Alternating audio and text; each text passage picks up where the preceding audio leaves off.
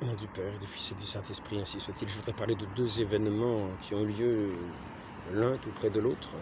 C'est passé au Japon, l'un qui concernait une communauté de jésuites à Hiroshima, le 6 août.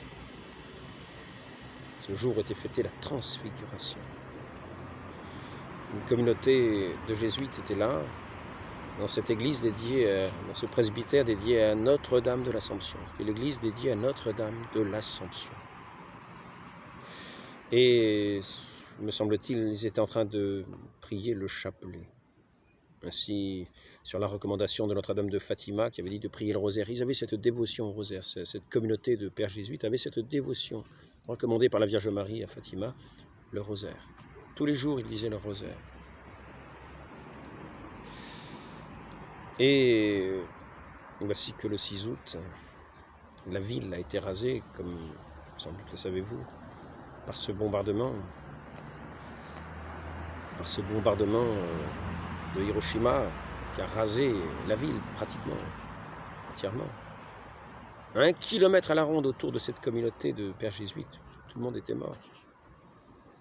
Mais eux sont demeurés sous cette protection de la Vierge Marie dans laquelle ils se remettaient. Et fait extraordinaire, celui-ci est déjà extraordinaire, 3 jours après, c'est une communauté de franciscains qui était dans ce lieu appelé, consacré à la Vierge Marie aussi, qui s'appelait le Jardin de l'Immaculée, qui avait été fondé par Maximilien-Marie Kolbe, le père Kolbe, et qui était originaire de Pologne, qui ayant rencontré des Japonais dans un train, leur avait donné des médailles miraculeuses et eux leur avaient donné des fétiches qu'ils avaient. Donc il avait eu l'inspiration d'aller fonder comme ça cette communauté au Japon. Il était allé à Nagasaki et c'est là qu'il avait établi cette communauté sur une pente qui était plutôt cachée du soleil. En général, on se met sur le lieu d'exposition du soleil. Là, il s'était mis sur une pente. On se demandait pourquoi. Peut-être était-ce une inspiration sur le moment. En tout cas, lorsque le 9 août, la deuxième bombe atomique est tombée sur Nagasaki, eh bien cette communauté demeurait indemne.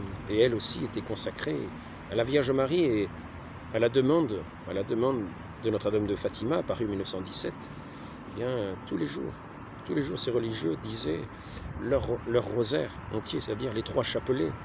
Je ne sais pas si à ce moment-là, ils étaient en train de dire le chapelet, mais en tout cas, ils ont été préservés dans le désastre général, au milieu du désastre général, ce qui fait que nous voyons cette grande grâce de ceux qui se mettent sous ce manteau de protection de la Vierge Marie. Déjà dans nos vies, mais aussi nous avons vu ici-bas, Nagasaki, Hiroshima, cet effet admirable de cette protection accordée à ses enfants. Donc remettons-nous sous ce manteau immaculé de la Vierge Marie, sous la protection de cette Sainte Mère, que nous fêtons aujourd'hui, en ce jour, le lendemain de la Pentecôte, comme la mère de l'Église. Et pensons bien que cette maison de cette mère de l'Église, c'est l'Église. Donc demeurons bien dans cette communauté de l'Église, ce lieu protégé, cette arche du salut. Et prions, ainsi qu'elle le dit, avec cette dévotion à ce cœur immaculé de Marie. Prions bien, comme elle le recommande, à ses enfants obéissants, à ceux qui veulent bien se mettre sous sa protection pour être favorisés de sa protection en ce monde où le péché défigure tant l'humanité, la détruit. Mettons-nous bien sous sa protection, faisons bien, demeurons dans sa recommandation de prier ce rosaire chaque jour faisons cet effort. Nous allons dans des travaux difficiles, mais faisons cet effort de prier le rosaire, au moins le chapelet. Et n'oublions pas, dans cette église sainte, dont Marie est la mère, ne trompons pas d'église, n'allons pas dans des maisons à côté. Les maisons à côté, elles ont été démolies. Remettons-nous bien sous la protection de notre Sainte Mère. Voyons toutes les merveilles opérées par ses mains, ainsi qu'elle le montre sur la médaille miraculeuse. Le père Maximilien-Marie Kolbe distribuait avec tant de générosité. Voyons de ses mains ces grâces divines qui sont données à tous ses enfants. Aidons-nous de ses enfants, soyons de ses enfants. Soyons de ses enfants. Pour arriver par cette tâche de salut, dans